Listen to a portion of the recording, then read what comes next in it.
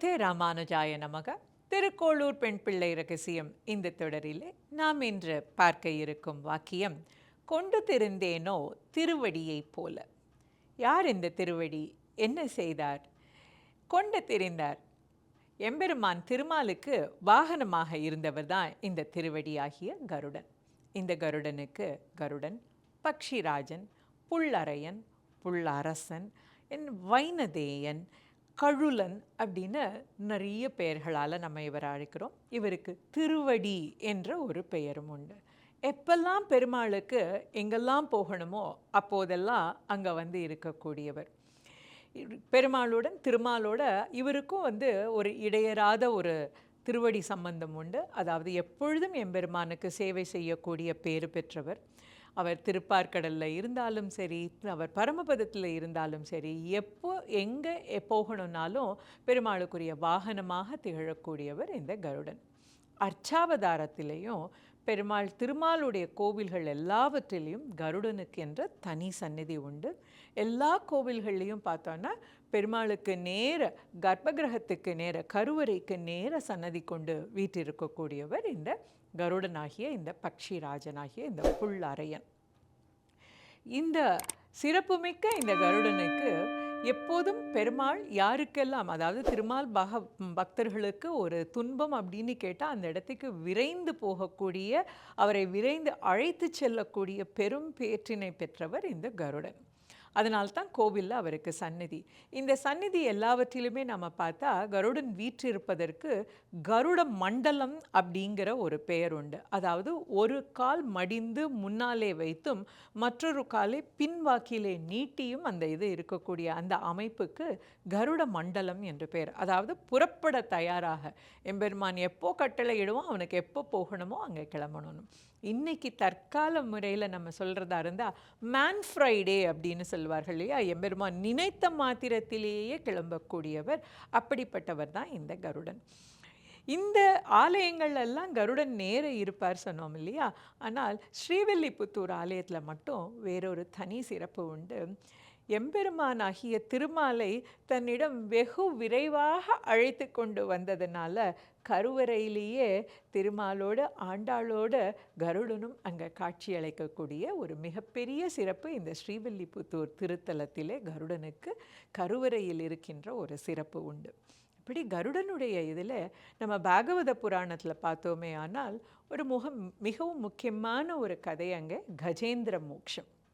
இந்த கஜேந்திரன் யானைகள் கூட்டத்தோட ஒரு தலைவனாக இருக்கக்கூடிய ஒரு யானை. இந்த கஜேந்திரனுக்கு தினமும் ஒரு நீராழி கரையில் அங்கே நீராடி அங்கே இருக்கக்கூடிய அந்த குளத்திலிருந்து பூக்களை பறித்து ஆலயத்தில் இருக்கிற பெருமாளுக்கு சமர்ப்பிக்கிறது இது ஒரு வழக்கமாக இருந்தது. அப்படி எப்பவும் செய்கிற பணி போலவே ஒரு நாள் படிக்கும்போது அவரை முதலை அதனுடைய காலை பற்றி கொண்டது. இந்த கஜேந்திரனும் எப்படின்னா நம்மளுக்கெல்லாம் இருக்கிற மாதிரி தான் இல்லையா? முதல்ல நம்மளால் ஆன முயற்சியை செய்து பார்ப்போமேன்னு காலை உதறது எப்படி இல்லாமல் செஞ்சு பார்க்கறது முடியலை. பொதுவாகவே யானைகளுக்குன்னு ஒரு வழக்கம் உண்டு. அது எப்போவுமே கூட்டமாக தான் வரும். ஆக இந்த கூட்டத்தில் எல்லா யானைகளும் செய்து பார்க்கின்றன, எப்படியாவது இழுத்து பார்க்கலான்னு அதுவும் தோல்வி அடையுது. அப்போ இந்த கஜேந்திரன் தன்னுடைய தும்பிக்கையை தூக்கி ஆதிமூலமே அப்படின்னு அழைக்கிறார். அந்த கூப்பிட்ட குரல் காதில் பட்ட உடனே அப்போது திருமால் திருப்பார்கடலிலே தாயாரோடு இருக்கிறார். பாகவதத்தில் சொல்லும் பொழுது அவர் சொக்கட்டான் ஆடிக்கொண்டிருந்தார் அப்படின்னு சொல்லுவார்கள். தாயாரோடு விளையாடி, தாயார் விளையாட்டுகளில் கட்டிக்காரி, அவள் வெற்றி பெற்றாலாம். இவர் தோற்று போனதுனால தாயாருடைய புடவையை அங்கவஸ்திரமாக அணிந்து கொண்டிருந்தார் என்று சொல்வது உண்டு.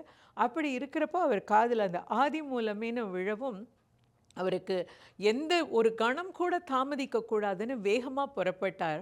அப்படி புறப்படும்போது தாயார் எங்கே போகிறார், யார் கூப்பிட்டா அப்படின்னு கேட்கும்போது அவர் கா என்று அங்கே சொல்லி ஜம்முன்னு கஜேந்திரன் ஜம்முன்னு அவர் முடிக்கும்போது இங்கே கஜேந்திரன் கிட்ட சேர்ந்திருந்தாராம். பெருமாள் கிளம்பி விட்டார் அப்படின்னு தெரிஞ்ச உடனே கருடன் பாய்ந்து அந்த இடத்துல தோளிலே பெருமாளை ஏற்றி கொண்டு கஜேந்திரனிடம் அழைத்து சென்று கஜேந்திரனை பிடித்திருந்த முதலையிலிருந்து காப்பாற்றி ஒரு பாண்டிய மன்னனாக பிறந்து துர்வாச முனிவரின் சாபத்தினால் யானையாக பிறந்த அந்த யானைக்கு மோட்சம் அளித்த அந்த இடத்திற்கு அவரை விரைவாக அழைத்து கொண்டு வந்தவர் இந்த கருடனாகிய இந்த திருவடி. இந்த கருடனுக்கு எனக்குமான ஒரு சம்பந்தம் கூட உண்டு. நான் கருடனை ஆராதிக்கக்கூடிய ஒரு குடும்பத்திலே பிறந்து வந்தவள். எங்கள் குடும்பத்தில் எல்லாருக்குமே கருடனுடைய பெயர் தாங்கி வாழுகின்ற பெரும் பேற்றினை பெற்றவர்கள். அதனால் கருடனுடைய கதை சொல்லும் பொழுது ஒரு மிகப்பெரிய சந்தோஷம் ஏற்படுகின்றது.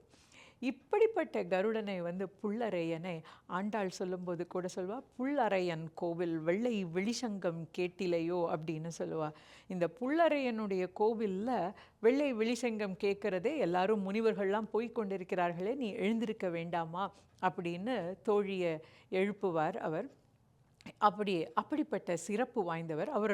ஒரு தங்க நிறமான காட்சியை அளிக்கக்கூடியவர் பெருமாள். அது மேலே கருடன் மேலே வரும்பொழுது கருமுகில் தாமரை காடு பூத்து இருபுறம் இருசுடர் ஏந்தி அப்படின்னு சொல்லும்பொழுது ஆம் செம்பொன் குன்றில் வந்ததாம் போல் அப்படின்னு கம்பன் சொல்லுவார்.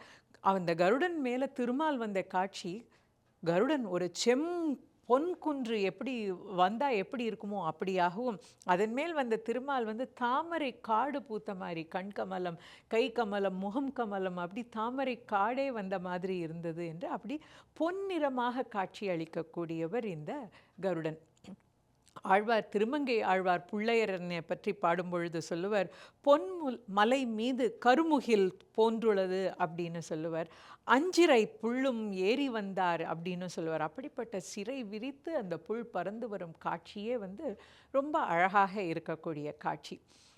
பெரியாழ்வார் பாண்டிய மன்னனுடைய சந்தேகத்தை நிவர்த்தி பண்ணி பாண்டிய மன்னனிடமிருந்து பரிசும் பொருளும் வாங்கி கொண்டு பாண்டிய மன்னன் தன்னுடைய பட்டத்தை யானையில் அவர் அமர்த்தி அப்படி ஊர்வலமாக அழைத்து கொண்டு வரும்போது திருமாலுக்கு தன்னோட பக்தனுக்கு ஏற்பட்ட சந்தோஷத்தை பார்க்கணுன்னு ரொம்ப ஆசையாம். அப்பவும் அவர் கருடன் மேலே ஸ்ரீதேவி பூதேவியோடு காட்சி அளிக்கிறார். அந்த காட்சியை பார்த்த பெரியாழ்வார் பெருமாளுக்கு கண்ணீர் பட்டுவிடுமே அப்படின்னு பயந்து போய் அந்த கண்ணீர் படாமல் இருக்கணும்னு தான் பல்லாண்டு பல்லாண்டு பல்லாயிரத்தாண்டுன்னு அந்த கருடன் மேலே தோன்றின பெருமாளை பார்த்து பாடுறார். அப்படி ஒரு அற்புதமான காட்சி. நம்மாழ்வார் தன்னை பராங்குச நாயகியாக ஒரு பெண்ணாக பாவித்து கொண்டு அவருக்கு திருமால் மேலே இருக்கக்கூடிய காதலை தன்னுடைய பாசுரங்களில் பாடுறார். அப்படி அவர் பாடும்பொழுது திருமாலும் அவரோடு பேசுகிறார். அப்படி இருக்கிறப்போ ஒரு நாள் ஆழ்வார் திருநகரியில் இருக்கக்கூடிய அந்த நம்மாழ்வார்க்கு காட்சி கொடுத்து கொண்டிருந்த எம்பெருமான், நான் இந்தோ போயிட்டு வரேன் அப்படின்னு தென்திருப்பேரை என்ற ஸ்தலத்துக்கு நாம் வரேங்கிறார். அதை பிரிவாற்றல், அதை தாங்க முடியாமல் நம்மாழ்வாராகிய இந்த பராங்குச நாயகி தன்னுடைய தலைவனை பிரிந்ததில் ரொம்ப வாடி வதங்கிறா. இந்த வாடி வதங்கின உடனே அவருடைய தாயாரெல்லாம் கேட்குறார், என்னம்மா ஆச்சு, ஏன் இப்படி வாடி போய் இருக்க அப்படின்னு சொல்ல. இதை அண்டை அயலில் இருக்கக்கூடிய பெண்கள்லாம் இதை பற்றி பேச ஆரம்பிச்சிட்டாளே, உனக்கும் திருமாலுக்கும் இருக்கக்கூடிய காதலை பற்றி பேச ஆரம்பிச்சிட்டாளே, உனக்கு என்ன நடக்கிறதுன்னு நீ எங்ககிட்டையாவது சொல்லேன் அப்படின்னு சொல்கிறா.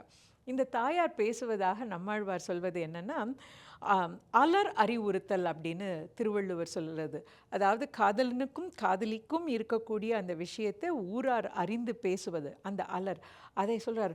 அயர் சேரிமீர்காள் அன்னையர்காள் அப்படின்னு சொல்கிறார். இப்படி பெண்கள் எல்லாரும் பேசுகிறாங்களே, நான் இனி தனி நெஞ்சம் தாங்க மாட்டேன், என்னால் தாங்க முடியாது. ஏன் தாங்க முடியாது அப்படின்னா, தாமரை கண்ணன் என் நெஞ்சினோடே புள்ளை கடாவுகின்றான் அப்படின்னு சொல்லுவார்.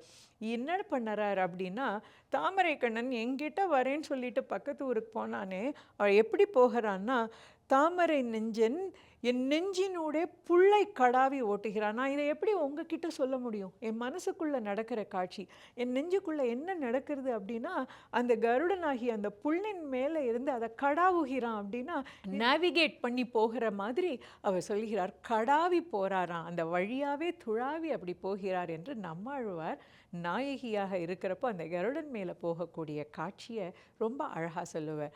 அப்படிப்பட்ட ஒரு சம்பந்தம் உடையவர் இந்த திருவடி. இந்த திருவடிக்கு பெரிய திருவடி, அதாவது ஆஞ்சநேயருக்கு சிறிய திருவடி என்றும் கருடனுக்கு பெரிய திருவடி என்றும் சொல்வது உண்டு. அதைத்தான் இங்கே எல்லா இடத்துக்கும் நான் அழைச்சின்னு போனேனா, அப்படி ஏதாவது தொண்டு செஞ்சிருக்கேனா அப்படிங்கிற பொருளில் நம்முடைய திருக்கோளூர் பெண் பிள்ளை கொண்டு திரிந்தேனோ திருவடியை போலே என்று சொல்கிறார்.